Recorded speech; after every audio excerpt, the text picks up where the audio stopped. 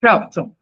A entrevista é para ser um bate-papo. Eu quero muito realmente conhecer o seu processo. Eu escolhi o seu perfil para poder analisar, porque eu já gostava do tipo de conteúdo que você produzia. É um tipo de conteúdo que eu acho que eu sentia falta na internet. E eu fiz uma busca ativa atrás dele. E quando eu encontrei você e mais algumas pessoas, foi um respiro para mim. E eu encontrei um momento que eu estava realmente nessa busca, não exatamente para o TCC. E aí, quando o meu processo de escrita desencarrilhou no tema que eu estou estudando, fez muito sentido para mim. Eu imagino que você deva ter experienciado um processo parecido também, porque eu vi que você também já fez mestrado, né, e tal. Parabéns, inclusive. Então, desculpa, estou um pouco nervosa. A entrevista ela vai passar por 4 momentos. Ela é um pouco longa, eu acho que algumas perguntas elas se respondem através de outras, então eu vou ir acompanhando nessa tela aqui do lado. Se eu não olhar, é porque eu estou olhando para cá. E aí, a primeira parte é uma introdução, em que eu quero conhecer você melhor. E a pessoa que não está exposta nas redes. A minha pesquisa ela passa por um processo de encontro da busca por autonomia e a curadoria para o que você publica. Então, é sobre o seu interesse pessoal, a sua subjetividade e como você transforma isso em conteúdo. Tá bom? Então, a primeira parte é exatamente isso. Me conta sobre o seu ponto de vida. Por onde você veio, para onde você caminha. Eu acho isso perfeito, porque um dos meus focos enquanto assim pessoa é entender justamente esse processo curatorial. Inclusive, eu trouxe 2 livros que eu vou mencionar para você eventualmente, porque eu utilizo eles para produzir aquilo. Mas eu acho que antes de chegar para as pessoas, aquilo que está ali parte de algum ponto, né? Então, eu me chamo Antônio Silva, esse nome ele é sustentado para as pessoas, então eu não crio nenhum tipo de nome comercial, nenhum tipo de nome artístico, é esse mesmo, que é a minha essência. Eu estou muito atrelado às minhas raízes, eu sou do Maranhão, muito embora eu more em São Paulo, e a escolha de manter esse nome foi porque ele foi sonhado pela minha avó. Então, a minha mãe não sabia exatamente o que estava acontecendo ali. A minha avó sonhou que a minha mãe estava grávida de um menino e que o nome dele era Antônio Anderson da Silva. E aí, essa coisa de fato se sucedeu. A minha mãe estava grávida de um menino e aí esse ficou o nome. Então, essa ancestralidade, essa raiz, ela é sustentada por mim. Então, muito daquilo que eu levo para as pessoas é esse esclarecimento de que, ok, eu estou aqui nesse estado produzindo coisas que têm a ver com esse estado, mas que, na verdade, partem da minha experiência enquanto um maranhense. Então, em muito no meu conteúdo, as pessoas veem eu falando da minha terra, eu falando de onde eu vim, da minha cultura, específica, mas como isso dialoga com os contrastes de estar nesse contexto. Hoje mesmo eu publiquei um vídeo sobre estar em São Paulo, mas eu ser um maranhense, então esse diálogo que às vezes é complexo, paradoxal, mas eu tenho hoje 25 anos, depois que eu concluí a faculdade, na verdade, o ensino médio, eu fiz a faculdade de arte, eu sou formado em arte, na linguagem teatral, então a gente escolhe no Brasil uma linguagem entre as linguagens artísticas para se formar, e eu me formei em teatro. Depois eu comecei uma especialização em arte e educação, mas eu não quis terminar ela porque eu achei ela muito leve, eu queria uma coisa mais pesada, aí eu decidi sair da especialização e fiz o mestrado em comunicação e cultura. Aí, de fato, esse eu levei para frente, concluí, e aí chegou um momento na minha vida em que eu entrei no doutorado, mas eu precisei fazer uma espécie de escolha muito profunda na minha vida, que era seguir dentro de uma pesquisa acadêmica estruturada, institucionalizada, que é aquilo que a gente faz na academia e tudo mais, é aquilo que você está fazendo, por exemplo, ou se eu deveria dialogar com a pesquisa, só que de um jeito muito mais aberto e não institucionalizado. E foi essa escolha que eu fiz, fazer pesquisa, só que de um jeito não institucionalizado. E aí eu escrevo para alguns sites, para algumas revistas, eu faço o meu conteúdo que eu entendo ele como uma pesquisa também, porque eu crio, inclusive, aquilo que eu chamo de alguns vídeos que são vídeo ensaios, que são vídeos com pensamentos complexos, porém prensados em um vídeo de até no máximo 3 minutos, mas que são reflexões muito minhas, assim, que eu vou tendo ao longo da vida. Então, eu me considero um pesquisador, só que um pesquisador acessível, porque em algum momento da minha vida eu entendi que a academia, que aquilo que eu produzia lá não chegava, a não ser que eu falasse com as pessoas, nas pessoas, né?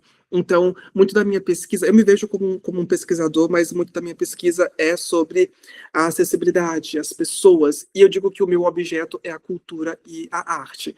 Acho que isso dá um pouco do meu disclaimer, do meu pano de fundo.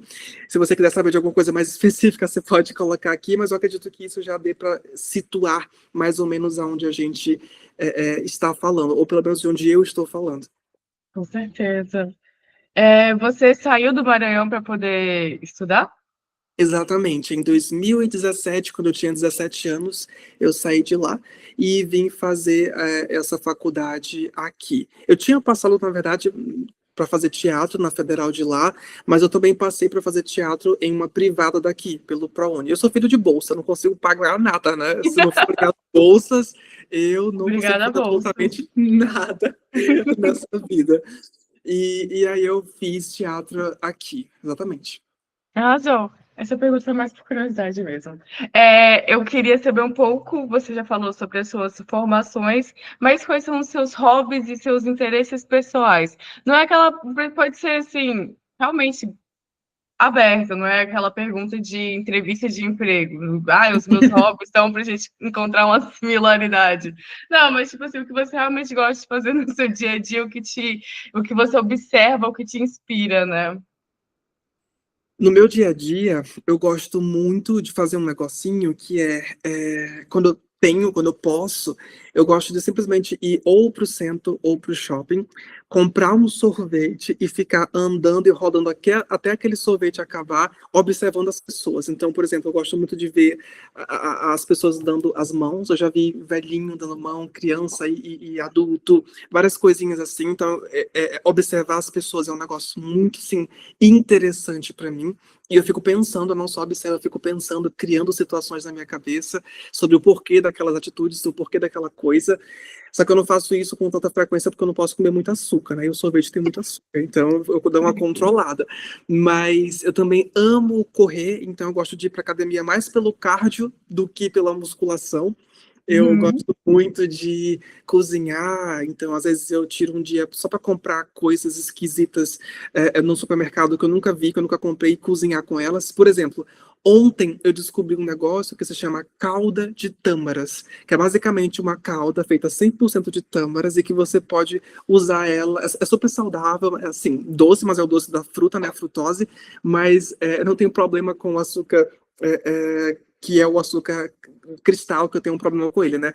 Mas maravilhoso. Então, assim, eu vou explorando coisas desconhecidas, sejam nas pessoas, seja na culinária, no meu corpo mesmo, porque eu vou para academia. Então, gosto de cantar, gosto de comer coisas diferentes. Então, eu moro em Sorocaba, no interior de São Paulo, né? Mas sempre que eu vou a São Paulo, pelo menos umas 2, 3 vezes por mês, eu tenho que comer uma coisa que eu nunca comi antes na minha vida. Boa.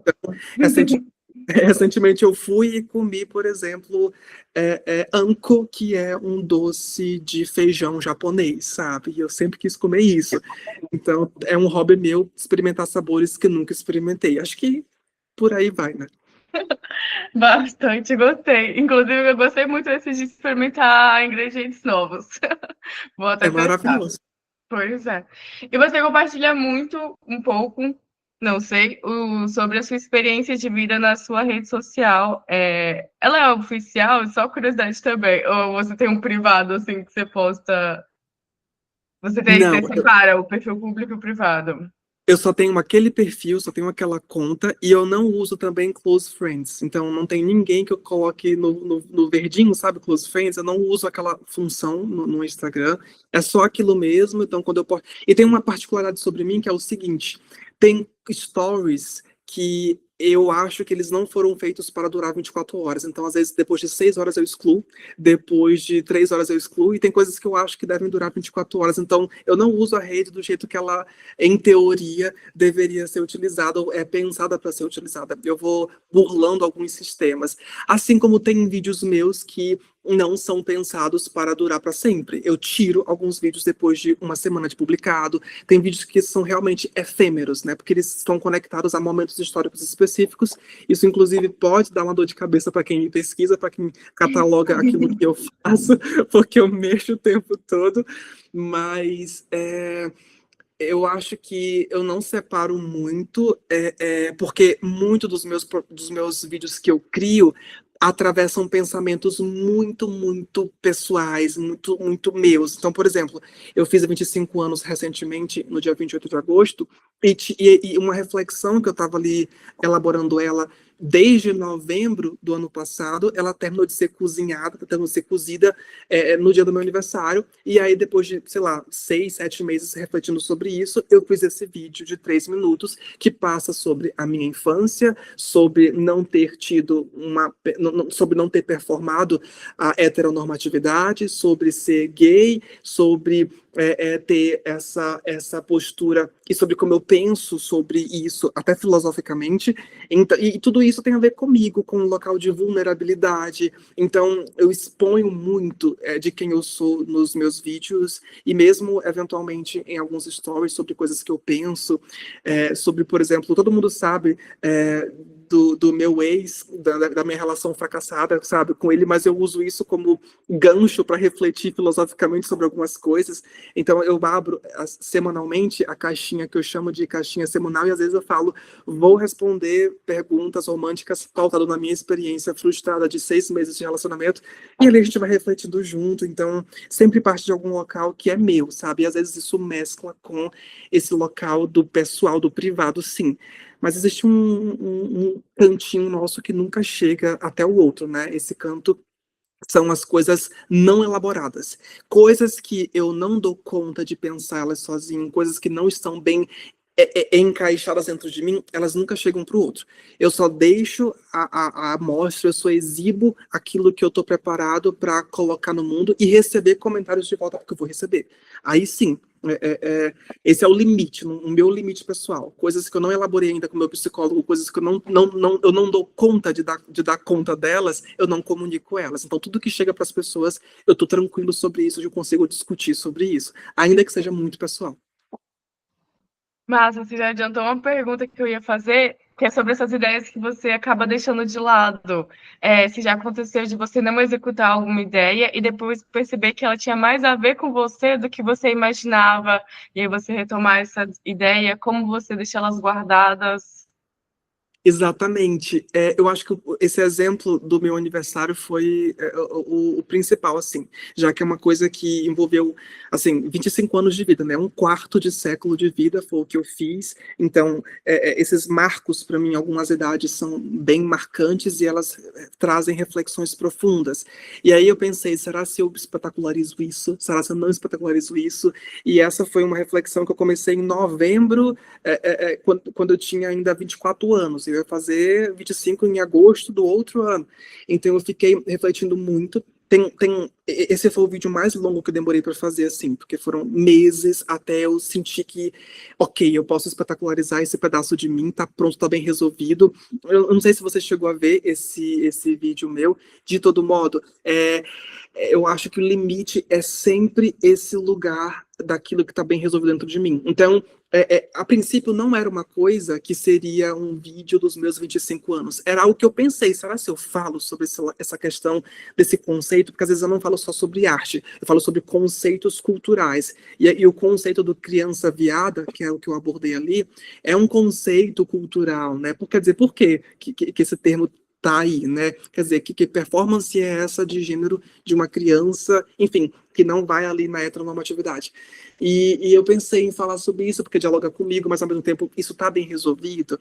E aí culminou que em agosto, no meu aniversário, isso já estava bem elaborado na minha cabeça. Falei, ok, vou pegar, vou assumir esse BO e vou jogar ali, porque está muito bem estabelecido dentro de mim. Então, sim, eu solto quando eu percebo que eu não dou conta. Inclusive, já aconteceu de eu fazer o vídeo, postar, e 3 horas depois eu percebi, não aguento, vou tirar. E ficou por isso mesmo, não voltei com isso. Então, eu acho que é um jogo de amadurecimento da nossa própria percepção enquanto a gente publica essas coisas, né? Para mim funciona muito assim. Nossa, muito bom. Maduro. Achei um processo maduro.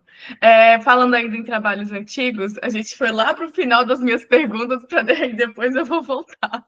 Quando você olha para esses trabalhos antigos, apesar de você apagar alguns, o que você sente desse seu processo de evolução? Uau, eu sinto que existe uma espécie de necessidade de amadurecer se você quiser continuar fazendo aquilo. A internet é um local extremamente dinâmico, não dá para uma mesma proposta ser sustentada de um jeito igual durante muito tempo. Tudo aquilo que é fértil no contexto da internet é aquilo que é dinâmico. Se você cristaliza algo, você faz algo morrer.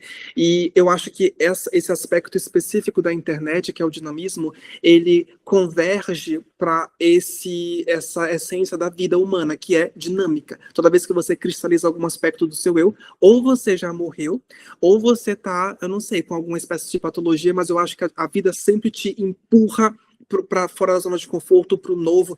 Eu lido como um objeto, que é a arte, desde o começo do meu projeto ali na internet, sempre foi a arte. Comecei a fazer vídeo em 2021, eu tinha acabado de me formar da faculdade, eu não tinha, era pandemia, né? Eu não tinha nenhum tipo de trabalho ali disponível imediatamente para mim, porque a minha faculdade era licenciatura, então ou eu trabalharia em museu, ou eu trabalharia como arte educador, né? Ou em escola, eu trabalharia em locais presencialmente. A gente sabe que naquele contexto da pandemia, você trabalhar com cultura, essas coisas, era vista como uma coisa não essencial. Então, muitas coisas culturais foram fechadas naquele momento, né? Só ficou realmente os trabalhos essenciais.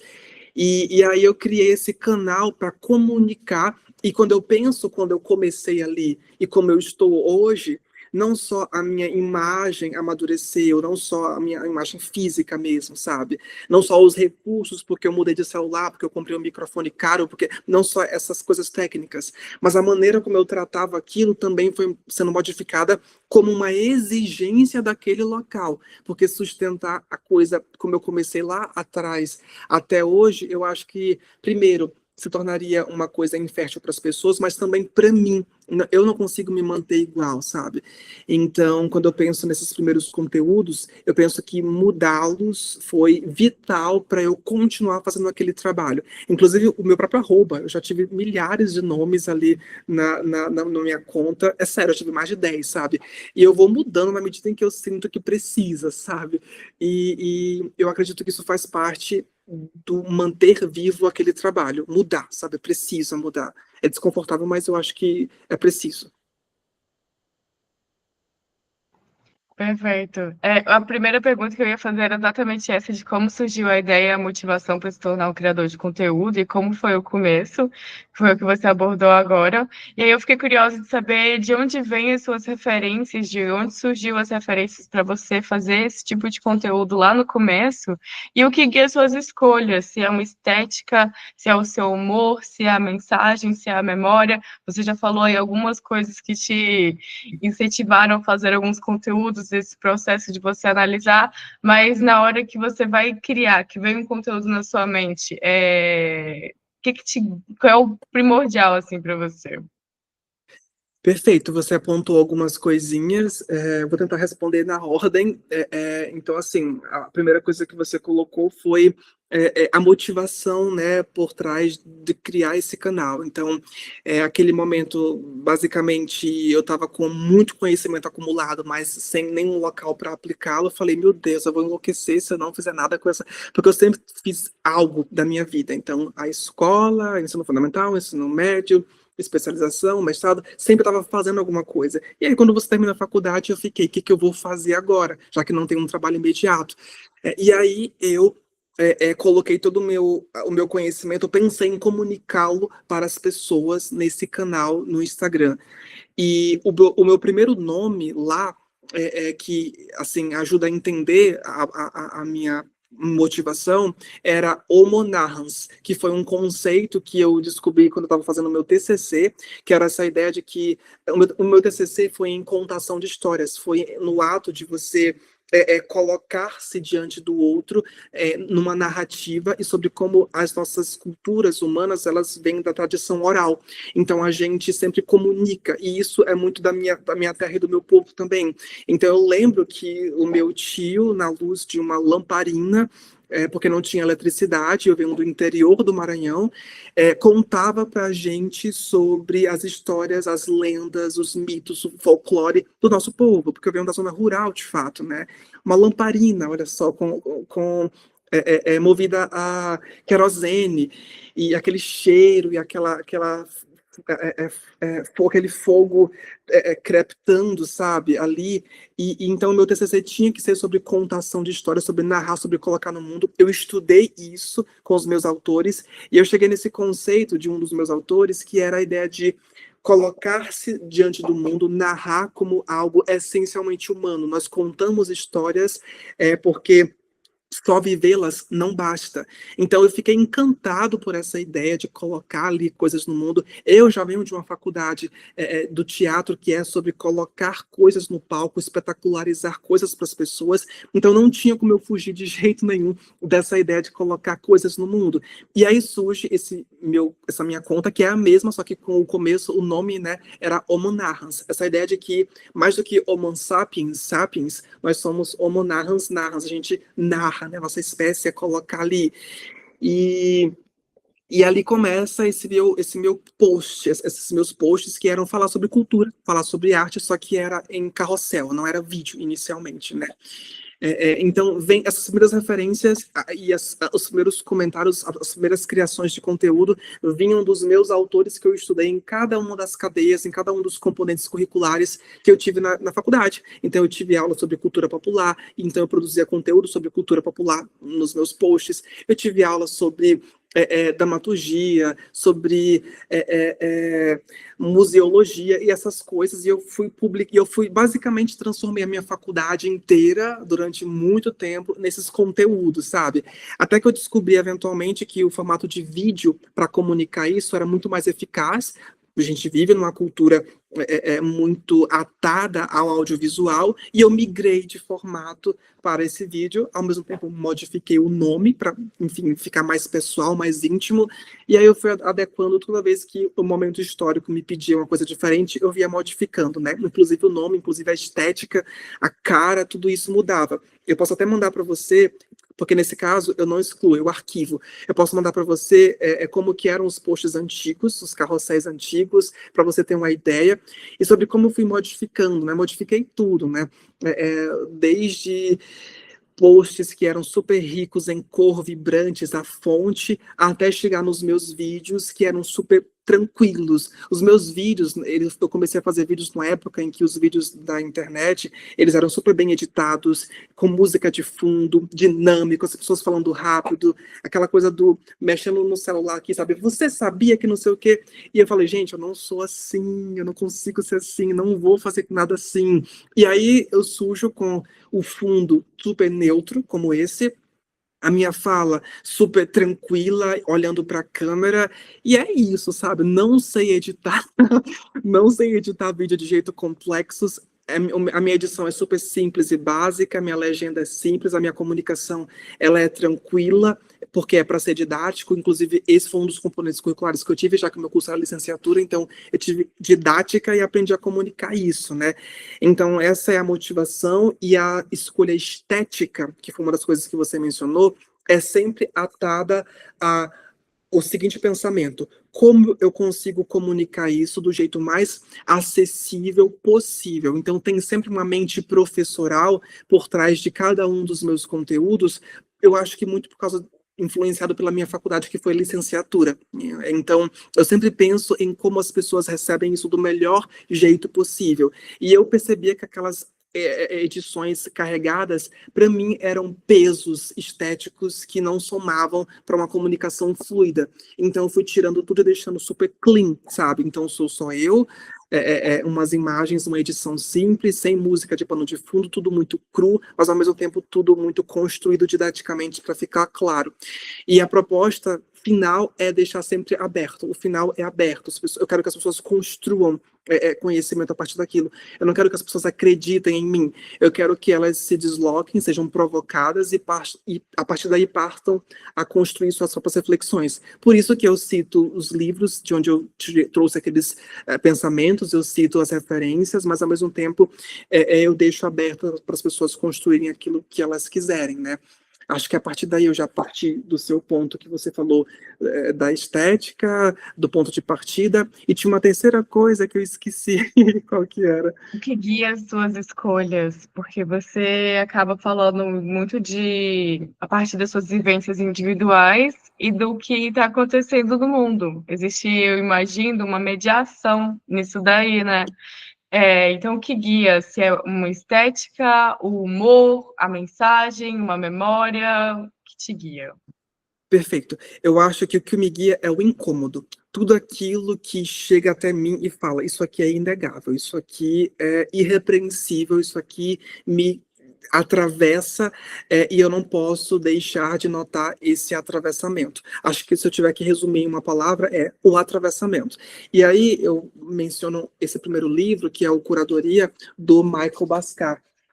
O Michael Bascar, nesse livro, basicamente ele fala, em dado momento, sobre como a gente não dá conta de tudo. Quando eu estava na escola, na verdade, a minha professora de literatura passava para a gente ler livros, e quando eu ia na biblioteca e eu via aquele universo de livros, eu falei, meu Deus, eu vou morrer, nunca vou conseguir dar conta disso tudo. E eu senti uma angústia, uma ansiedade, falei, cara, é isso? Eu vou ter que morrer sabendo que eu não vou ter como ler tudo na minha vida? E aí eu percebi que sim, é isso mesmo, não vai ter que dar, a gente não vai conseguir dar conta de tudo, então a gente vai ter que fazer um processo de curadoria, ou seja, de seleção daquilo que importa, daquilo que nos atravessa.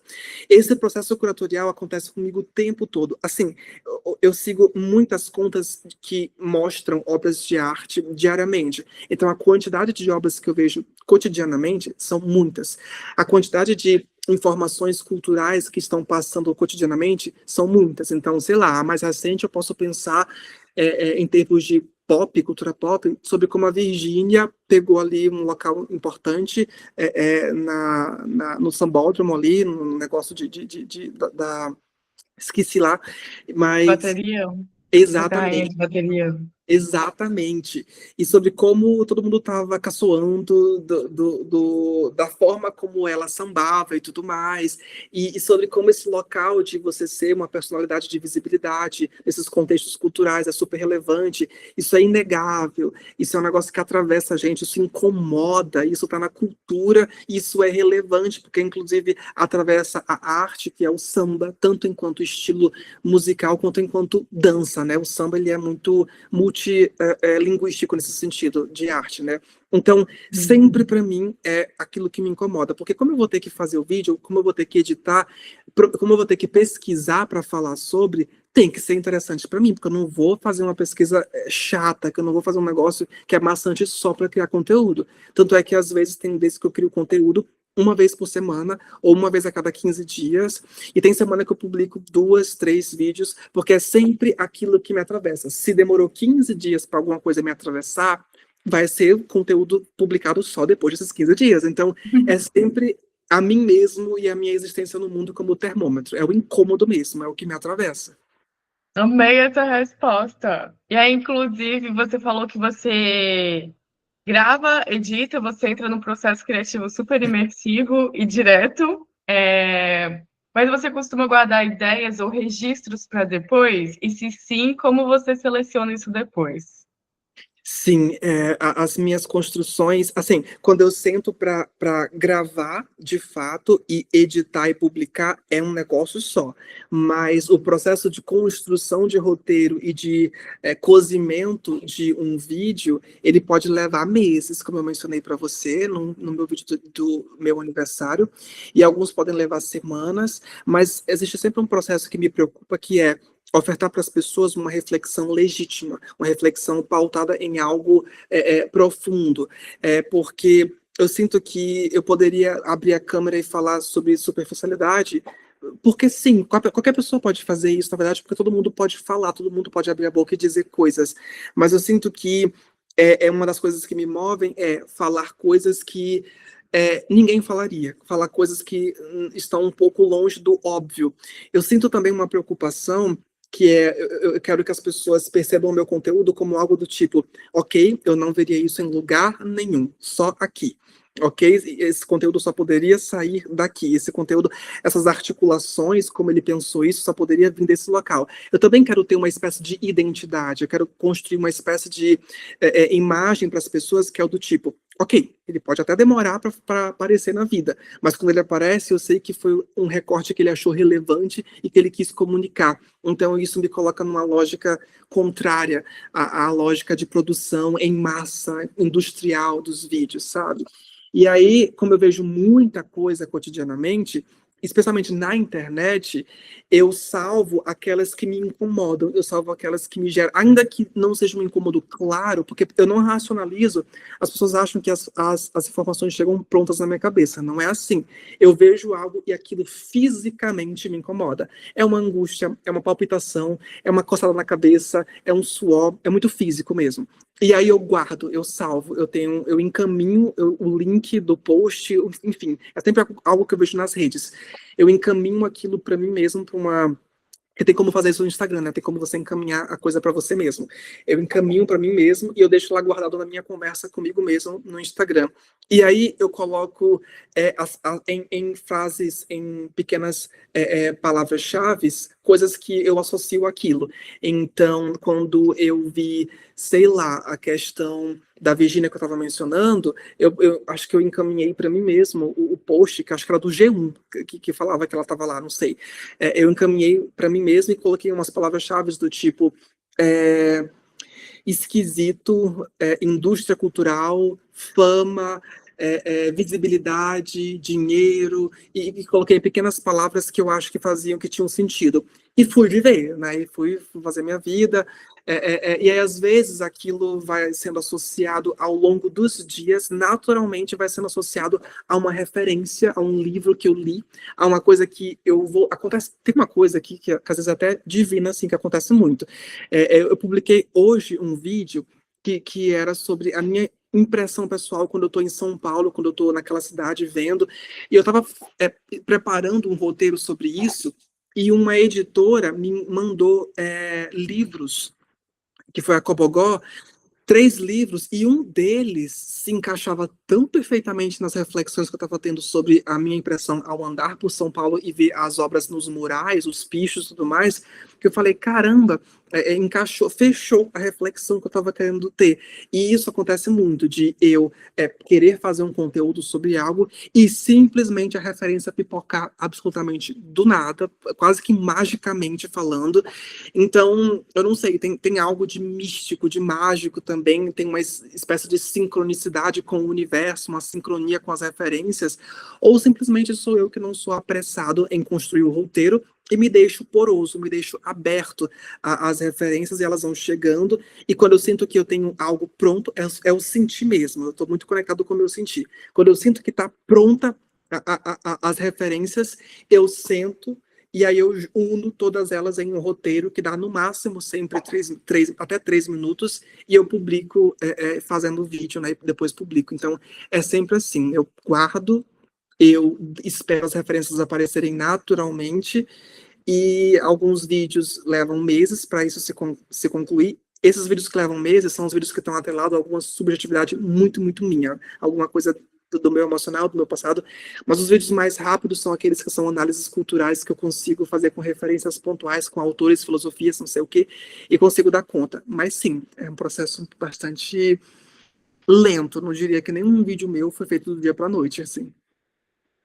Ah, mas isso é massa, porque você observa dois pontos de partida, né? A produção de conteúdo a partir do seu olhar e das suas experiências, e a produção de conteúdo a partir do que você tem de externo, que você recebeu de bagagem cultural. E a diferença no tempo de produção desses dois conteúdos é muito interessante de observar. Porque o que vem de dentro precisa te atravessar, e esse atravessamento você falou que você sente ele com o corpo. Você sente a palpitação, o suar. O que mais que você observa assim desses atravessamentos para você com o seu sentir com o corpo mesmo? Você também falou que é do teatro, né? Você deve observar isso com alguma facilidade.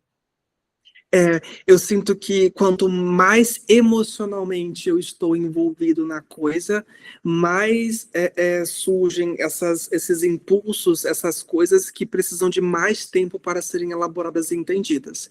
E quanto mais distante emocionalmente eu estou do fenômeno da coisa que eu estou observando, mas que ainda atravessa, que ainda é interessante para mim, mais rápido eu consigo elaborar isso, sabe?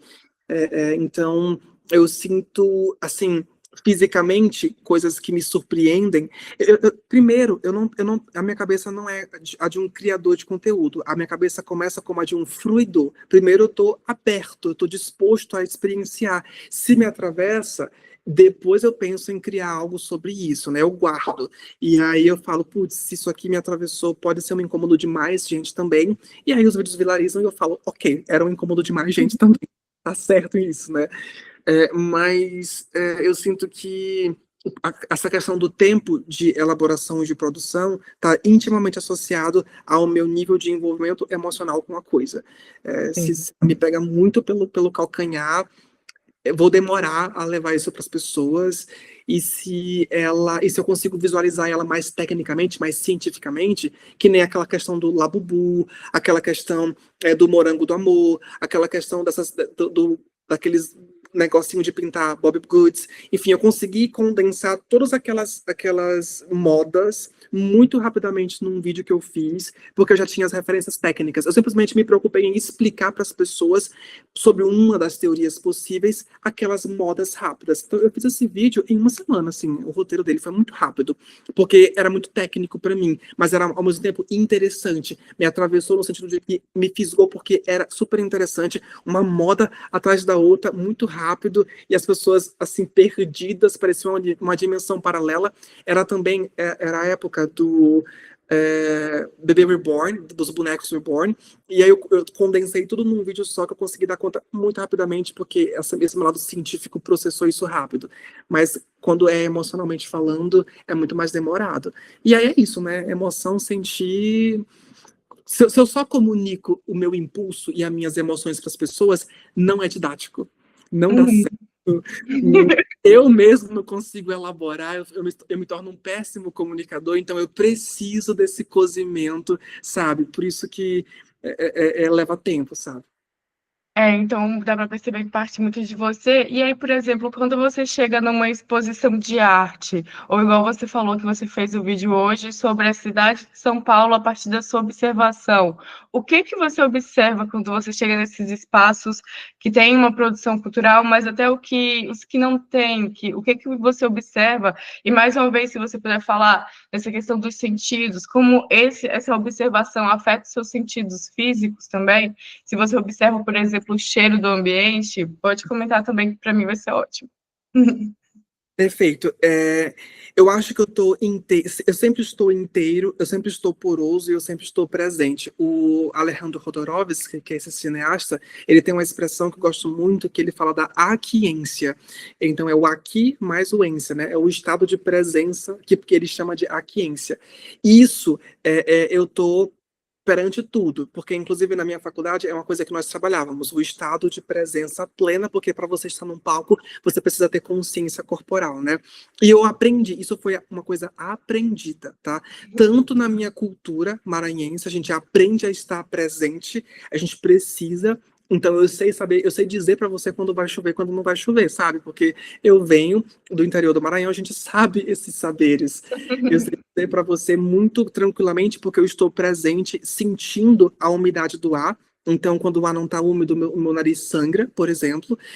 A minha experiência na Terra é altamente física. Então, quando eu estou presente em um local, tanto é que eu falei para você, quando eu vou para São Paulo, toda vez eu tenho que comer uma coisa que eu nunca comi, porque eu tenho que sentir muito fisicamente as coisas. E São Paulo, os locais, não só em termos de cheiro, mas em termos de percepção da luz. Por exemplo, eu vou em museus, eu percebo que a luz é diferente de quando eu estou andando por algum local de São Paulo, que, sei lá, é a Liberdade, por exemplo, em que tem muita gente e cheiros diferentes. Eu acho que toda a fonte dos meus conteúdos é primeiro pautado na minha experiência física dos locais mesmo. Se eu não for atravessado por eles, não tem conteúdo, não vai ter, simplesmente não vai ter nada, sabe? Porque eu também não tem que me surpreender no mínimo, seja por uma ansiedade, seja por uma coisa super feliz. Então, a primeira vez que eu fui para São Paulo, eu passei na frente de uma favela, nunca tinha visto uma favela na minha vida. Eu tinha acabado de chegar aqui, eu venho da zona rural, como eu mencionei para você, então o máximo de coisas que eu tinha visto aglomeradas eram plantas, né, árvores, mato. E aí eu vi pela primeira vez uma favela, fiquei assim, com ansiedade, eu comecei a tremer, comecei a chorar, eu falei, eu não quero estar nessa cidade, eu quero voltar. Então foi muito difícil para mim, porque é aquela coisa, se você está inteiro e você está presente, você está suscetível às coisas, né? Aquele cheiro de xixi, sabe? São Paulo, em vários locais, tem um cheiro de xixi imenso, sabe? Eu já senti cheiro de xixi no vão do MASP, ali, debaixo do MASP. Aí você sobe, você vê aquelas obras que custam milhares e algumas milhões de reais, aquele cheiro daquele ambiente, né? Porque no MASP tem um cheiro, assim, muito asséptico. Em alguns locais do MASP tem cheiro muito asséptico, e aí você desce a escada e tem aquele cheiro super, assim, urbano, sabe? E tudo isso me atravessa muito, e eu acho que a questão é a inteireza mesmo, é a aquiência, tudo parte do meu sentir. Pelo menos para mim, tudo parte do meu sentir. Não sei se eu consegui te responder. Conseguiu super. Eu gosto de conversar com pessoas que pensam assim, com a inteireza. Mas voltando especificamente para a exposição de arte, você até fez um vídeo que você falou que você foi numa exposição futurista, abstrata, e tinha uns objetos metálicos, e você lembrou das panelas da sua avó, aquela Ariave e tal. Como essas memórias da sua ancestralidade ou os seus registros de vida, como eles estão presentes na sua produção também e nas suas observações? Eu sempre parto do local ancestral para ver qualquer coisa no mundo, sabe? Então, o meu contraste entre São Paulo e o meu lugar de estar assustado perante ele é porque eu nunca tinha visto aquilo em toda a minha vida, na minha cidade, na minha zona rural onde eu morava, no Maranhão.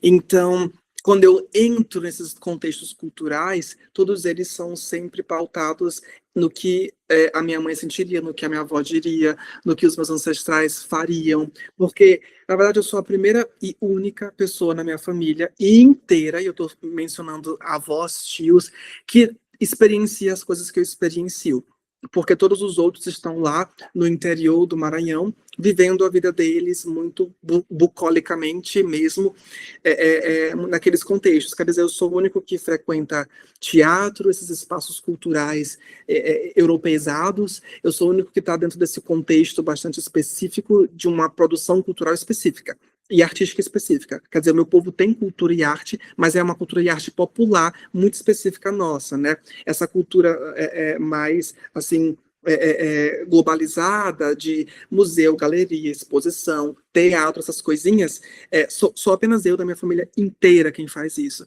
Então, para mim, que vivi 17 anos no interior do Maranhão, tudo tem a ver com a ancestralidade.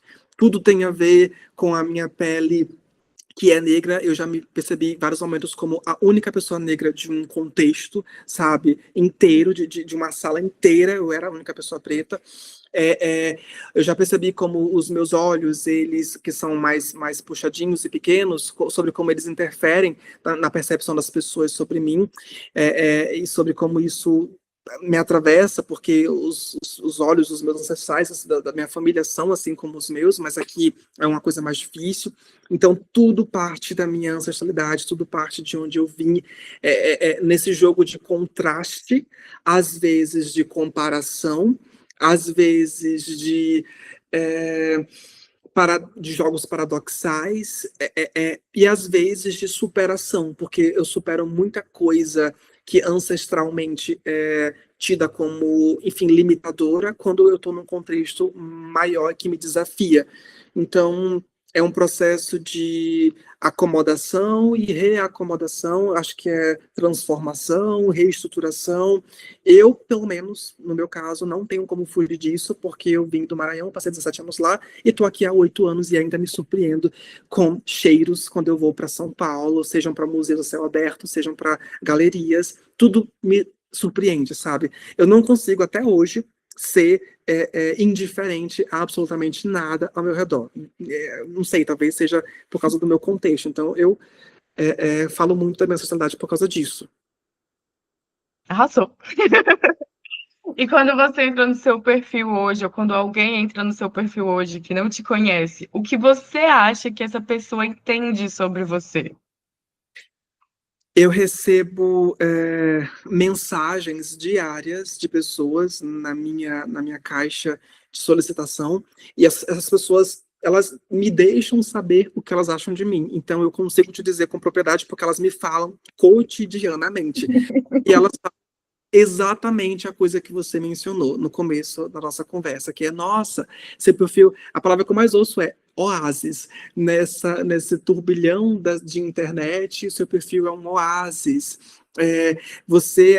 As pessoas também comparam muito a minha juventude com o peso das minhas reflexões. Então as pessoas falam, putz, você é tão novo, mas reflete tão profundamente e sensivelmente sobre o mundo. Então tem uma coisa muito interessante que eu observo, que é a percepção das redes como um local raso, fútil, rápido e banal, com o contraste de algumas coisas que você acha lá que para as pessoas não tem a ver com aquilo, tipo, nossa, profundidade numa rede social, que coisa esquisita. Então as pessoas acham estranho, mas é um estranho bom que existe aquele tipo de conteúdo, aquele tipo de reflexão que elas acham que é de qualidade. Então eu sei que essa é a impressão delas porque elas me falam. Então eu consigo falar com mais clareza sobre isso. Você se incomoda com elas chegarem para você e falarem o que elas pensam? Eu não respondo, acredita? Eu deixo lá na caixa. A sua eu respondi porque eu percebi que era uma pesquisa científica e tinha toda uma importância. Nos seus casos eu respondo. Na maioria das vezes eu não respondo. Eu me sinto muito. Eu não sei como agradecer, sabe? Eu vou falar o quê? Vou falar obrigado, é isso mesmo? Ou vou falar não, claro que não. Eu não sei o que eu digo, o que eu digo, sabe? Então eu deixo lá mesmo. E tem uma coisa muito interessante que é depois daquele vídeo que eu postei sobre criança viada, por exemplo, alguns pais me mandaram mensagem falando: nossa, meu filho também se comporta mais ou menos assim, eu acho que ele é gay, não sei, acho que vai ser no futuro. Você pode me ajudar? Como que eu percebo isso? As pessoas percebem esse local humano e sensível quando você se abre para ser sobre isso, né? Como um convite a elas também falarem das vulnerabilidades dela. Então, muita gente chega no meu privado falando de problema pessoal, de como elas se sentem, de como um relacionamento delas fez elas se sentirem, de como. Porque, por exemplo, eu falo da sociedade nos meus vídeos. É arte, mas ela é o ponto de partida sempre para falar de alguma coisa social. Nunca é só sobre a obra em si. Para mim, as obras não são em si mesmadas, elas nunca são sobre elas mesmas, é sempre sobre para desaguar no mundo, sabe? E sempre num ato de sentir o mundo. Então, as pessoas chegam para mim e falam coisas delas muito pessoais, sabe?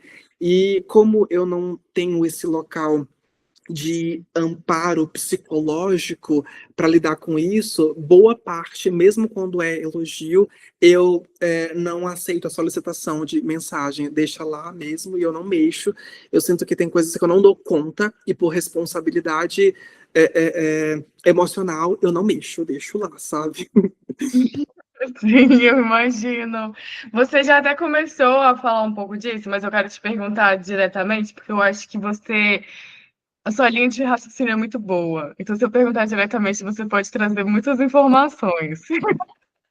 No seu ponto de vista, como você enxerga as redes sociais e como você se apropria disso?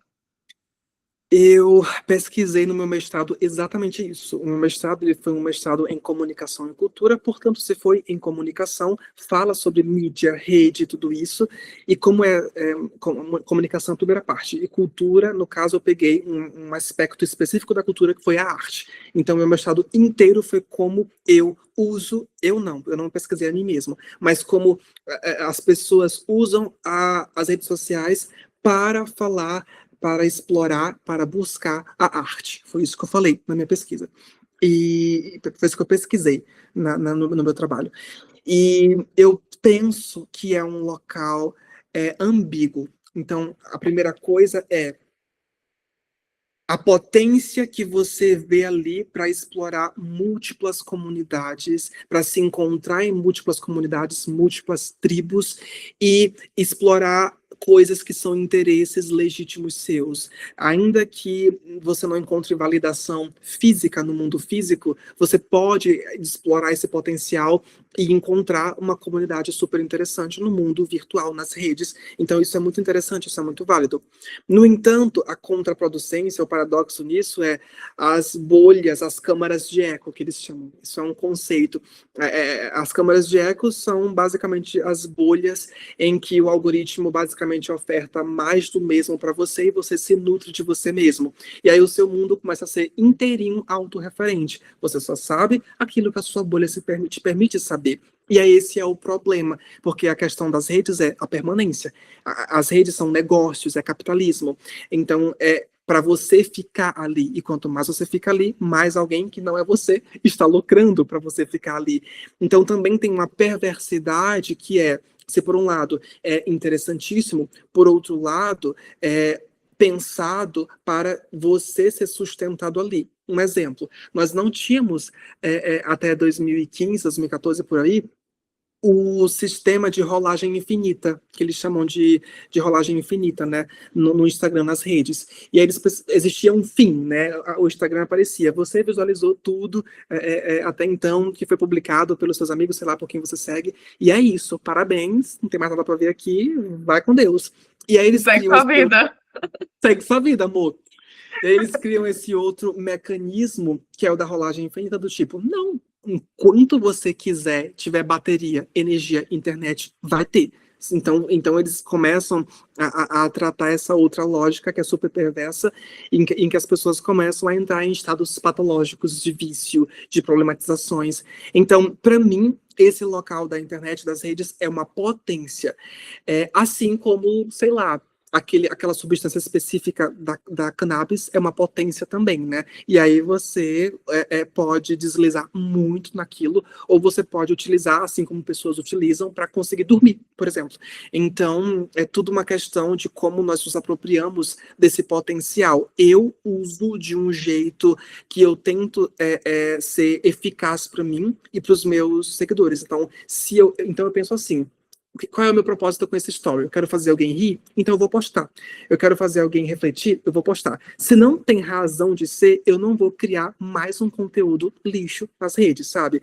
Não crio, então eu me abstenho, tanto para acessar quanto para produzir. Então tem coisas que é muito por essa linha, né? Que é, de fato, a curadoria, né? Então... Uhum. Tudo. E aí, nisso, então, você tem uma metodologia para você organizar essas ideias e como você vai colocá-las em práticas? Você tem uma metodologia para o seu conteúdo? Tenho. Ela se construiu muito intuitivamente, mas hoje não Uhum. é para mim. Eu tive 3 anos para construir isso, né? Muito embora mexer aqui e acolá, eu consegui criar Um processo empírico. Exato. Perfeito. E ele sempre... Eu não sei se você quer ouvi-lo. Eu quero saber qual é a sua metodologia. Se você tiver, por exemplo, editorias, coisas que você sempre vai publicar, um início, meio, fim para os seus vídeos. Pode me contar sobre isso? Perfeito. Para mim é muito importante algo, o impacto visual. Nós somos uma sociedade altamente visual, o que a gente vê importa, esse impacto visual, ele é super essencial. Então, para mim, eu gosto de sempre abordar, hoje, né? Sempre abordar coisas que tenham um impacto, a princípio, visual e que gerem uma curiosidade para entender o que é aquilo. Ou pelo menos que desloque a pessoa, no sentido de que a gente é muito julgador também, mas se a gente consegue compreender coisas esquisitas, eu acredito que a gente dá um passo atrás no nosso processo de julgar. E aí, para mim, é sempre parte de algo que visualmente impacta. Eu posso mencionar, por exemplo, aquela obra, que não é uma obra, era uma espécie de um movimento cultural muito comum ali na China, há alguns anos atrás, e no Japão também, que era fazer uma rosquinha no meio da testa, sabe? Não sei se você já chegou a ver, mas era um surto, mas era visualmente impactante. Então, um dos meus requisitos é ter esse impacto visual e depois destrinchá-lo em uma lógica em que eu apresento esse impacto visual, eu explico concretamente o que a pessoa está vendo ali. Então, nesse exemplo da rosquinha, né, era uma solução salina colocada na testa, né, e moldada para fazer um formato de uma rosquinha. Eu explico tecnicamente aquilo que a pessoa está vendo, eu nomeio as coisas, e depois eu explico culturalmente, conceitualmente, eu amarro essa reflexão a algo referencial que me ajude a explicar aquilo, porque senão eu vou ficar só na superfície do eu acho. E eu sou um pesquisador, eu gosto de ir para a profundidade, então é uma coisa minha, no sentido de que não ser superficial é um prazer meu de pesquisar, porque eu gosto de fazer isso.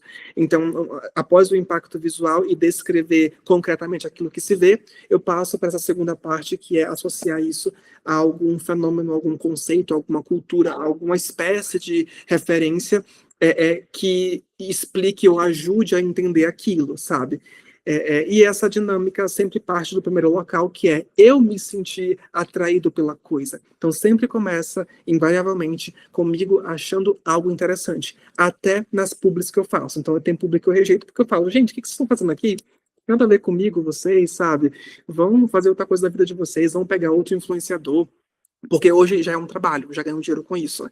Então tem essa outra camada, mas mesmo que eu ganhe dinheiro com isso, não é meu trabalho principal. Então eu consigo rejeitar muita coisa, porque eu falo que não tem nada a ver comigo, porque não me atravessa, porque não me apetece.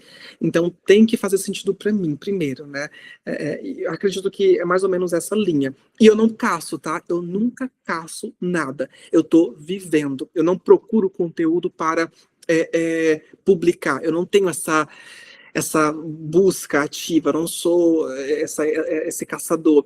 Eu tô na vida, juro por Deus. E aparece, só aparece.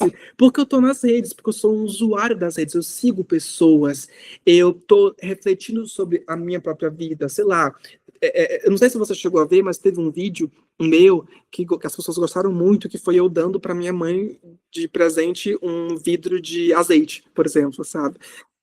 E sobre como aquilo para nós era super simbólico, sabe? E eu expliquei lá por quê. E eu simplesmente pude fazer aquilo naquele momento, então virou uma coisa de tema, de conteúdo. Então, eu nunca busco, faz parte da minha abordagem ser orgânico. Por quê? Porque, como o nome desse livro sugere, curadoria, o poder da seleção no mundo do excesso. Então, assim, se é o mundo do excesso, sempre vai ter alguma coisa. Então, eu só pego o que de fato importa para mim e aí eu sigo esse esquema. Massa. Eu acho que você com isso também já acabou respondendo duas das minhas próximas perguntas, mas só para confirmar, né? Se você sente liberdade para experimentar nos seus conteúdos, eu já imagino que sim, né? E se o algoritmo, o público, as métricas e as publis influenciam de alguma forma na sua criação de conteúdo. É, Essas influências externas. as influências externas, eu acho que é tudo aquilo que faz sentido. Nossa, eu me sinto muito livre para fazer absolutamente tudo o que eu quero. Assim, eu não estou amarrado a absolutamente empresa nenhuma, a imagem nenhuma que eu quero que as pessoas tenham de mim. Eu simplesmente, inclusive, eu não sei se você já viu, mas assim, quase que semanalmente, eu publico uma frase que já virou até meu bordão, que é assim: todo dia 2 trabalhos, o de subir os vídeos e o de descer do altar que vocês me colocam. E aí eu explico, é um elogio que alguém coloca lá, eu falando, gente, eu sou só uma pessoa comum, se vocês me verem, sei lá, eu não chego nem a ter 1,80 m, eu acho que eu tenho 1,78 m, não sei, de altura, eu tenho 60 quilos, eu sou muito magrinho, simples, comum, ordinário. E essa imagem, porque as pessoas, elas constroem uma coisa que, se elas sustentam essa imagem, essa expectativa passa a te limitar. Então, eu sou preocupado em sustentar a minha liberdade para experimentar e fazer coisas que eu quero.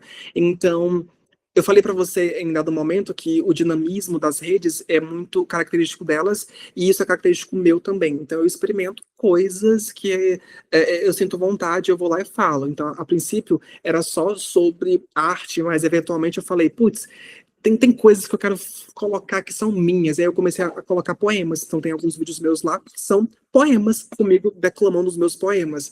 E eu declamo, sabe? E aí eu não quis mais fazer isso, eu parei de fazer. Mas tem gente me pedindo até hoje para fazer de novo. Então eu me sinto muito livre para experimentar o que eu quero. E eu não me sinto limitado por nenhum tipo de dinâmica algorítmica. Uhum. Mas eu me sinto eu me sinto obrigado a estudá-la para entender a rede em que eu estou, porque assim, eu estou numa mídia, eu preciso entender como que ela funciona para extrair o melhor dela. Então, estudá-la faz parte do meu processo. Mas, como eu falei para você, tem ferramentas dali que eu não uso porque elas não fazem sentido para mim, sabe? Então, durante muitos meses, eu não usei stories de jeito nenhum. Eu não tinha destaques e eu não usei stories. Era uma ferramenta que para mim não fazia sentido, eram só posts. E tem umas que faziam sentido e eu fui explorando. Então, eu acho que é muito esse jogo de sentir o que o meu momento pede, sabe? É muito sobre isso. Uhum. E aí nessa já aconteceu de alguém interpretar o seu conteúdo de uma forma muito diferente do que você pensava, e inclusive verbalizar, porque eu percebi que todo mundo verbaliza, de chegar para você, e como é que foi essa troca?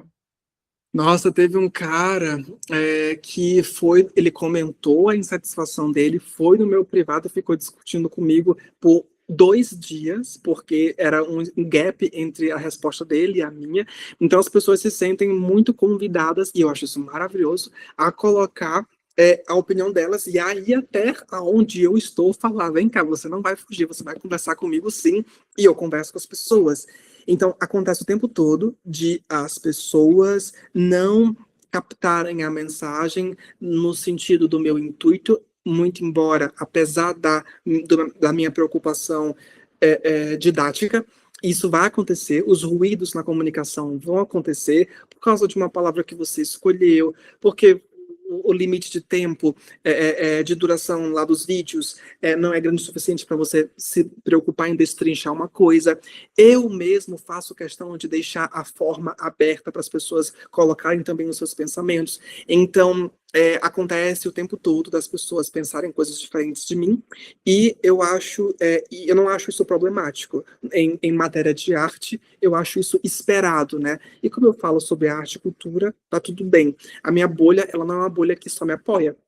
Eles me batem muito, assim, mas eles continuam me seguindo. Isso é muito, muito interessante. Continuam dialogando e trocando. Eles falam, Antônio, nesse vídeo eu não concordo com você, e explicam por quê, e é isso. Então, pelo menos, assim, a minha comunidade, ela é respeitosa nesse sentido. Eu gosto muito deles por causa disso.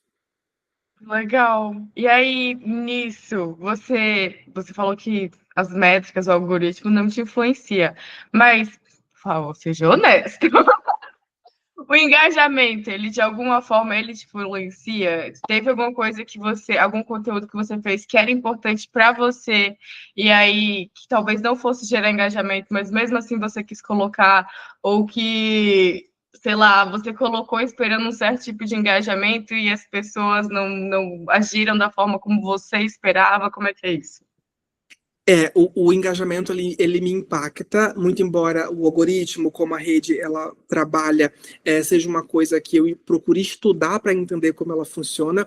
A questão do engajamento ela é importante para mim quando eu acho que o tema ele é relevante socialmente falando. Então eu quero que ele, sei lá, viralize, eu quero que ele chegue a muitas pessoas, tipo o meu vídeo em que eu falo sobre a morte, por exemplo, que eu falo reflexões sobre a morte. Para mim aquele vídeo era muito importante, eu queria que ele viralizasse.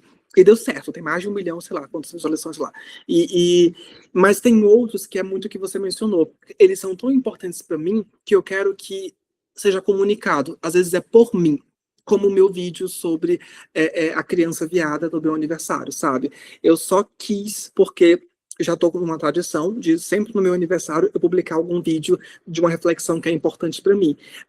Mas eu acho que eu tenho essa segurança porque eu já tenho um número de seguidores que me deixa muito confortável. Então eu não busco essa coisa do...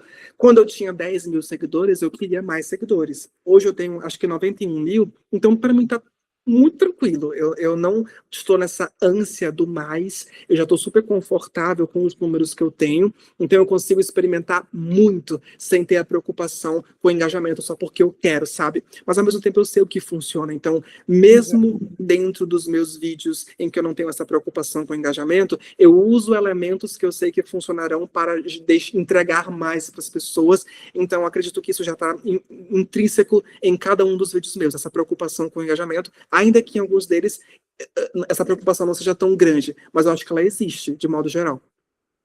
Arrasou. E se ninguém te acompanhasse, você acha que você continuaria produzindo do mesmo jeito? Se ninguém me acompanhasse, se eu produziria do mesmo jeito? Não, eu não produziria do mesmo jeito. Se ninguém me acompanhasse, os meus vídeos seriam muito mais intimistas, eles seriam muito mais pessoais, eles seriam muito mais é, crus, eles seriam muito mais inteiros e abertos e pessoais e subjetivos. Eu costumo falar para as pessoas que eu, no meu dia a dia, se a gente saísse para conversar no café, eu falo coisas impublicáveis o tempo todo, sabe? Eu faço muita piada com coisinhas que socialmente falando são problemas, sabe? Então, por exemplo, tem uma piada horrível, péssima, que eu faço muito com as minhas amigas mulheres, porque é uma piada de cunho sexista e machista, mas dentro do nosso contexto é uma brincadeira, então é um negócio, mas que se eu fosse publicar e as pessoas não me conhecessem a minha personalidade, é problemático pra caramba. E essa piada, tipo, por que que... Peraí, deixa eu ver se eu lembro direito. Faz um tempo que eu não faço ela, no instante. Ah, tá.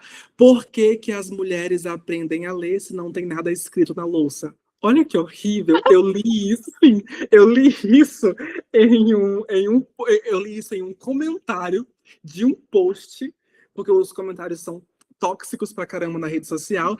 E aí um dia eu virei pra uma amiga minha, que é a minha amiga favorita, e falei, amiga, deixa eu te perguntar uma coisa, por que que mulher aprende a ler se não tem nada escrito na louça?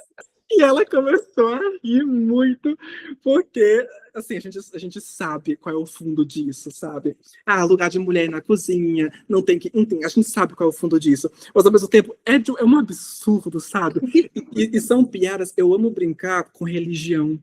Eu amo brincar com coisas que não dá para brincar. Então, muito do meu eu é impublicável. Se ninguém me acompanhasse, essa parte minha seria muito mais espetacularizada. Então, sim, como eu venho do teatro, eu inclusive associo isso a uma das teorias do teatro, que é uma das teorias mais antigas do teatro. Ela fala que para ter teatro, para ter essa arte da cena, é preciso alguém que faça e alguém que veja. Então eles só falam que existe teatro se houver público, se houver, e isso é questionado nas teorias mais contemporâneas. Inclusive tem até um artista que fez uma orquestra para plantas. Você já viu? Ele colocou em cada nessa sala de ópera, ele colocou em cada cadeira uma planta, e ele fez essa orquestra inteira com os músicos para planta. Elas eram públicos, sabe? Não tinha pessoas. E aí ele quebra, ele cai por terra essa teoria antiga do teatro de que para ter espetáculo, para ter arte, é preciso alguém que veja. Exatamente, quer dizer. Então é super interessante pensar isso nessa dinâmica de que se não tivesse público, o meu conteúdo acho que seria diferente, sim. Tem um espectador emancipado, agora o artista é emancipado do público. Perfeito. Então, nisso você considera que você conta uma história com o que você publica, né? E qual seria essa história, se você fosse sintetizar? Já estamos partindo para o final. Seria a história estética. Eu vou te explicar uma coisa que eu penso muito pessoalmente. Eu acho que existem algumas dimensões da existência humana. Uma delas, por exemplo, é a dimensão biológica. Seu cabelo cresce, seus dentes caem, sua pele mancha, envelhece. É uma dimensão humana que não temos como fugir. Nós somos bichinhos, né? Mas também tem uma outra dimensão nossa que é, putz, a gente faz um jarro de barro e a gente pinta ele. A gente conta histórias ao redor de fogueiras. A gente acredita em coisas invisíveis e chama isso de deuses, de entidades. Essa dimensão que envolve arte, cultura, deidades, religião, eu chamo essa, assim, tem a dimensão biológica, eu chamo essa de dimensão estética, porque estética vem do grego aesthesis, que significa conhecer pela via dos sentidos. Então, existe uma coisa nossa, humana, que nós estamos aqui, e a nossa porta de comunicação com o mundo são esses sentidos. Aqueles básicos que a biologia reconhece, mas também outros que, por exemplo, tradição budista falam que existem, que são sentidos mais, sei lá, terceiro olho, não sei o que, chakra. E aí eu penso que isso é uma dimensão nossa, e eu penso que a história que eu conto é a história da estética, é a história que reforça que o teu sentir importa, é uma dimensão tua, ela é inegável, seja o sentir do incômodo, que a arte contemporânea vai te ofertar muito, seja o sentir do belo, do prazer, do júbilo, que a arte clássica, por exemplo, vai te ofertar naquelas formas lindíssimas, harmônicas, mas o sentir importa. E é muito importante, ele é relevante, especialmente num contexto em que é muito fácil você ser anestesiado. É muito fácil, devido à dinâmica capitalista ocidental, acelerada, você ignorar as tuas reais necessidades enquanto um ser humano, enquanto um bichinho que sente, sabe? Então, a preocupação que atravessa todo santo vídeo meu, inclusive os vídeos que eu faço de publi, são como eu consigo fazer alguém sentir com isso. Se eu não conseguir, então esse vídeo não vai, sabe? Não vai, não, porque nem eu vou querer fazê-lo, porque eu não vou sentir nada fazendo ele, sabe? Porque todo vídeo meu eu sinto entusiasmo ao fazê-lo ou ansiedade ao fazê-lo, porque eu não sei o que vai vir dali, mas eu sempre sinto algo. Se eu não sentir nada, então nem vai ser publicado. Acho que a história que eu conto é a história do sentir mesmo. Que bonito. E você sente porque você acaba publicando coisas que são uma visão de mundo e opiniões são diferentes do senso comum de alguma forma, né? O que que você sente? Você fala que você sente, mas o que você sente? Quais são esses sentimentos? E qual a relação que você percebe do seu público? Qual a reação deles com isso? Eu sinto menos solidão. Eu parto de um local de comunicação que eu falo porque tudo aquilo que eu coloco nos meus vídeos, eu não converso com ninguém no meu dia a dia. Eu não tenho essas pessoas, essa abertura, essa gente que eu consigo olhar nos olhos, tomando café e conversar sobre essas coisas. Essa pessoa não existe. Essa Uhum. pessoa é o meu público. São aquelas pessoas que me seguem, que comentam, que falam: nossa, Antônio, obrigado por ter comentado isso, obrigado por ter feito esse vídeo. Então, eu sinto que fazer vídeos, ainda que não fosse rentável, hoje mas durante muitos anos não foi. Mas ainda que não fosse, ou ainda que não continuasse a não ser, é algo que é relevante para mim, porque eu construí com as pessoas uma coisa muito importante para mim, que é esse local da comunicação. Esse local, eu só tenho ele dentro do contexto terapêutico com o meu psicólogo, em que eu falo, assim, essas coisas muito profundamente, olhando no olho dele, essa coisa, né? Mas fora desse local, não há esse espaço dessa abertura filosófica para comunicar, porque eu acredito que meu conteúdo também é muito convites filosóficos, eventualmente. Então, eu entendo esse espaço como um espaço vital, assim como eu gosto de comer, como eu gosto e preciso, né, de comer, tomar banho, essas coisas, eu acho que eu preciso também comunicar, e aquele é o espaço em que eu sano, em que eu curo essa necessidade. Então, para mim, tem esse local também, que é muito de uma necessidade minha. Eu publico conteúdo Uhum. não porque eu quero ser famoso, não porque eu quero isso, aquilo, mas porque eu preciso, que eu quero, eu sinto que é uma necessidade muito minha. É uma janela de diálogo, né? Exatamente. Boa.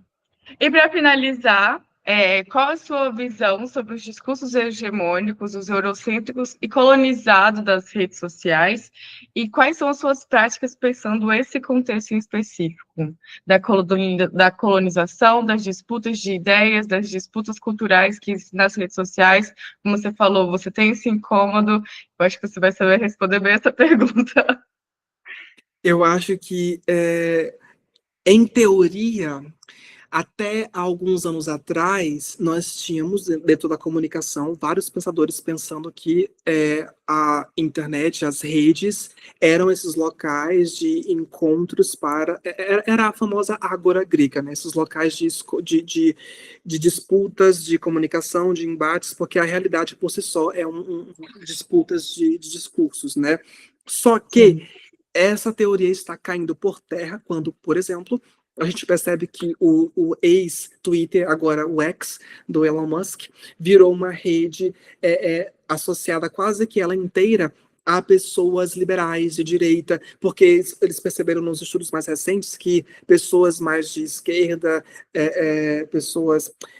perdão, confundi, são conservadores e de direitas estão mais dentro dessa energia dessa rede, e pessoas mais de esquerda e tudo mais, eles estavam migrando, saindo dessa rede e indo para outras, e aí aquilo que a gente achava que até então eram bolhas, ecos dentro da mesma rede, mas com coisas distintas, hoje redes inteiras são para um viés e outras redes estão se tornando outros viés. Então agora é um negócio muito mais complexo, que as bolhas que existiam dentro de um mesmo contexto estão desaparecendo e hoje uma rede inteira é enviesada, ela traz uma visão específica de mundo que nem a rede do Elon Musk e a visão de mundo dele. Então, eu penso que as redes hoje, elas não são tão eficazes quanto elas poderiam ser em termos de criação de discursos contra-hegemônicos, porque as bolhas, as câmaras de eco não necessariamente deixam a gente dialogar e trocar com profundidade com nossos pensadores que são contra as nossas ideias, porque é isso, para gerar novas ideias precisa de embate, diferença, construção e destruição. A gente não necessariamente faz isso, a gente reforça nossas crenças e para mim, isso é um problema até certo ponto. Então, é muito legal que eu consigo pegar uma obra de arte de uma pessoa preta ou de um indígena e falar sobre ela e falar, gente, olha o que está conversando aqui. Mas eu sinto que na maioria das vezes eu atinjo gente que já gosta disso, já está propenso, aberto a dialogar sobre isso. Eu consigo atingir eventualmente pessoas que pensam diferente e elas mantêm ali, mas elas falam, eu não concordo com isso, mas eu continuo te seguindo. Então, não necessariamente eu causo alguma espécie de mudança, a impressão que eu tenho, né? Porque eu nunca pesquisei sobre isso. Mas eu sinto que não necessariamente causa alguma modificação. Às vezes eu sinto que o máximo de efeito que dá é, putz, agora aquela pessoa que não acreditava nisso, ela sabe que isso existe, mas ela continua não acreditando nisso. A única diferença é, agora ela sabe que existe um discurso contra-hegemônico, anticolonialista, mas não necessariamente ela acredita nele, sabe? Então, para mim, o local das redes em relação a esses discursos é muito complexo. Eu não acredito que ela seja a solução, não acredito que ela consiga dar conta, não acredito que o nosso santo grau que vai resolver tudo, e eu acredito que é mais problemático do que solúvel, mas pelo menos a gente consegue encontrar os nossos pares e pelo menos dialogar sobre as nossas crenças, porque é importante também a gente ter esse senso de segurança, porque senão a gente acha que, sei lá, só a gente está separando lixo para jogar fora, e aí você descobre que na rede não, outras pessoas também estão, e aí você reforça o seu comportamento porque você acredita nisso, né? Então, para mim é muito paradoxal, é muito complexo, rede é um negócio que é muito difícil de estudar, especialmente para mim que sou da área da comunicação e sigo estudando, mas ao mesmo tempo que eu acho que é difícil, que não salva o mundo dos discursos extremistas, dessa ideia anticolonialista, eu acho que a gente deve continuar falando sobre, ainda que não vá salvar, porque eu acho que o fato de a gente falar, ainda que não salve, ele gera alguma espécie de efeito, não sei qual, mas eu sinto que é importante falar. Então, ainda que não salve o mundo, eu acho que é importante existir e continuar essa busca por discursos anticolonialistas e por aí vai. Não é uma solução, mas é uma forma de resistência, né? Eu acho que é isso. Arrasou. Tem alguma coisa que eu não te perguntei que você gostaria de comentar? Hum, Você trouxe outro livro aí, né? Eu tô Trouxe. curiosa. Além desse do Michael Bascar, eu trouxe esse que é um livro super recente do Bonaventure. O Bonaventure, ele é o atual curador dessa Bienal, né, que está lá em São Paulo. Esse livro se chama Pidiginização como método curatorial. O PID é um coletivo de línguas, especialmente africanas, em que são línguas que se reinventam. Elas não têm uma espécie de rigidez como o inglês, o francês, o português, porque elas são línguas modulares, elas são línguas que se modificam a partir da fala das pessoas. E nos contextos, por exemplo, africanos, são línguas que, assim como as nossas línguas indígenas, são línguas que são oprimidas pelo francês, por exemplo, que foi os franceses colonizaram muitos locais na África, inglês também, muitas colônias inglesas, e aí essas línguas elas ficaram no contexto mais lateralizado socialmente. E aí ele fala nesse negócio que ele chama de pidginização, que como método curatorial, que o PID é uma língua modular, é uma língua que parece a capoeira, a gingada da capoeira. Não é uma língua rígida, quadrada e estruturada como a língua dos colonizadores. Então, quando ele fala de pidginização como método curatorial, ele fala agir, escolher as coisas no mundo como se você estivesse numa dança, numa malemolência, numa coisa que não é rígida, que não crua, que não é cozida já pronta, é uma coisa mais mole, crua, sabe? Que a língua, os PIDs, né, as línguas PIDs ensinam que é essa coisa modular mesmo. E eu acredito que isso influencia muito, muito o meu trabalho, porque quando, por exemplo, eu falo que um story não foi feito para durar 24 horas e excluo ele, eu estou pegando e trazendo malemolência para algo que é duro e pronto, que é a rigidez de uma rede, por exemplo. Que a gente acha que, por exemplo, só porque eu consigo personalizar o meu celular, colocar uma capa de fundo, colocar a cor que eu quero, eu acho que eu tenho liberdade, mas eu configuro ele dentro do esquema que é possível. Não existe liberdade de fato ali, sabe? E a gente acha que existe liberdade porque eu posso escolher a cor do meu celular, sabe? Não é assim. Então, pidginização é essa energia mais malemolente, é realmente o gingado da capoeira, essa coisa da criolização que é mesclada, que não é pronta, acabada, é um processo. Você não acredita em verdades prontas finais, você está abraçado e você se deixa levar pelo processo, e isso te influencia no teu ato de escolher, de curadoria mesmo, daquilo que você vai realizar. Então, isso influencia muito, muito o meu trabalho ali, por exemplo. Doido. Amei, obrigada. Já até peguei aqui a referência desse livro também. Fiquei curiosa em saber. Desculpa, tô tentando formular aqui a minha ideia.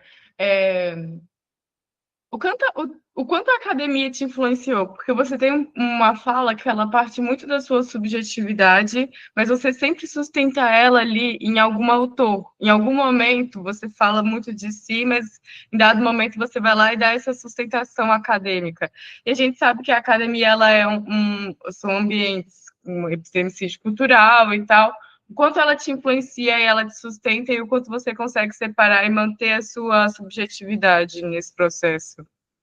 Eu acho que durante muito tempo eu aprendi a pesquisar, a fazer ciência, tanto quando eu estava ali inicialmente num momento muito seminal, fazendo TCC, e depois eu fui fazer um mestrado porque eu queria aprender a fazer ciência, a pesquisar, porque eu queria entender como que eu consigo enxergar as coisas de um modo profundo e sair das ilusões da superfície, porque às vezes você olha para a realidade, por exemplo, e você acredita que existem coisas como o racismo reverso. Se você parar para estudar o conceito, você descobre que não tem como, é contraproducente, o conceito não cabe a ideia de racismo reverso, por exemplo. Mas as pessoas não se apropriam dos conceitos. A gente fala o tempo todo disso, racismo, essas coisas, e a gente acha que a gente sabe o que é, mas ninguém nunca parou para abrir um livro, ver quem foi que construiu o conceito e o que é essa ideia. A gente sabe que ela vem de um contexto muito específico, ela representa uma coisa específica. E por isso, quando você lê e você ouve discursos que nem racismo reverso, você percebe que não tem como existir racismo reverso, porque o conceito não cabe essa ideia, sabe?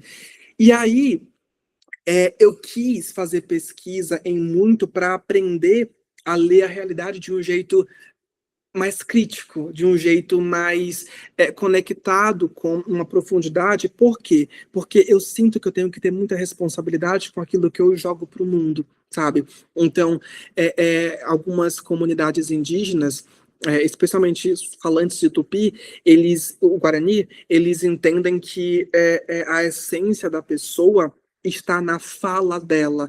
Então, eles não acham que a sua alma é uma coisa e o seu corpo é outra. Como você se expressa é a sua alma. A sua escolha de palavra é a sua alma. Então, assim, muito por causa disso, você se responsabiliza e você enxerga o outro por como ele se coloca ali. Então, para mim, cometer alguns erros básicos quando eu tenho tanta visibilidade é inadmissível. Eu preciso ter responsabilidade com aquilo que eu falo. E às vezes um pensamento meu, subjetivo, ele pode ser preconceituoso, ele pode ser, sei lá, problemático de alguma forma. Então eu preciso me certificar de que, com a responsabilidade de visibilidade que eu tenho, eu esteja amparado em algo que me ajude a verificar e a enxergar até um pouco de fora essa minha percepção pessoal, que pode ser enviesada. Então, como eu te falei, como eu não converso com ninguém no meu dia a dia, eu já conversei com outros criadores de conteúdos, como a Lilian Farrich. Você conhece a Lilian? E eu convidei ela para fazer entrevista também. A Lilian é um amor, e a Lilian, os conteúdos dela, ela já me explicou como que funciona o processo dela. Ela cria ele junto com o namorado dela, e ela fala, ela explica para ele, ela lê o roteiro, ela pega as impressões, ela conversa com as pessoas. Eu não tenho isso. Então, as pessoas com quem eu converso são geralmente homens e mulheres mortos que já escreveram alguma coisa, deixaram lá, e eu leio, sabe? Os meus amigos são fantasmas, a maioria deles. Mas alguns deles estão vivos escrevendo e publicando, e eu me alimento deles. Mas eu sinto que a academia, nesse caso, e aí eu tenho essa preocupação de não cair sempre em autores brancos que falam de um local super, enfim.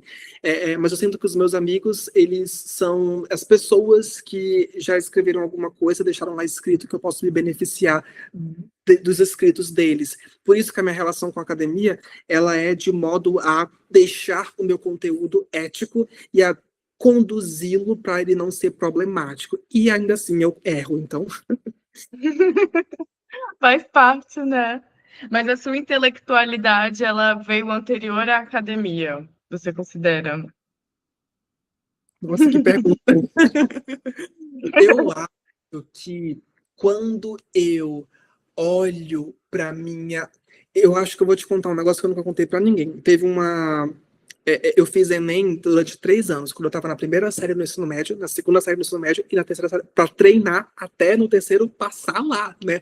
Então, só que na primeira série do ensino médio, eu soube responder, e a gente, depois que faz o Enem, leva o Enem para a escola, a gente responde lá na sala, né, e tudo mais com os professores, corrigindo, e eu soube responder uma pergunta simplesmente por causa da minha ancestralidade. Era uma pergunta muito boba que falava por que quando você jogava sal no alimento, ele era preservado em culturas antigas onde não existia refrigeração. E o Enem sempre traz um contexto cultural, mesmo para perguntas biológicas ou da química, da física, enfim. E eu sabia responder. E aí a resposta era super técnica, mas envolvia o processo de desidratação. Se você desidrata a coisa, se você tirar a água dali, você impede ela com que ela apodreça. E eu sabia disso porque a minha ancestralidade, os meus avós, os meus tios, o meu povo fazia esse processo de desidratar, então mexia com coisas que a gente aprendeu dos nossos antepassados, dos meus antepassados que eram indígenas, dos meus antepassados que eram refugiados de quilombos e tudo mais. Então, essa ancestralidade, ela foi ensinada para mim também naquele contexto rural. Então, observar, estar atento, conectado, se perceber como parte da natureza, é uma espécie de sabedoria, uma espécie de inteligência de quem vive nesses contextos rurais e que já vem da minha cultura mesmo, da minha existência desde pequeno, desde antes da academia. A academia me trouxe uma outra lógica, uma outra forma complementar, que é a sistematização do jeito que eles acreditam que deve ser sistematizado o conhecimento, né? Mas a empiria para entender as coisas já vinha de um outro local. Então, para mim, é algo que soma, que agrega, mas que não substitui essa outra coisa, que são esses saberes tradicionais que eu carrego. Arrasou. Muito obrigada, Antônia. A entrevista foi incrível. Eu vou parar a gravação agora. Tá bom. É...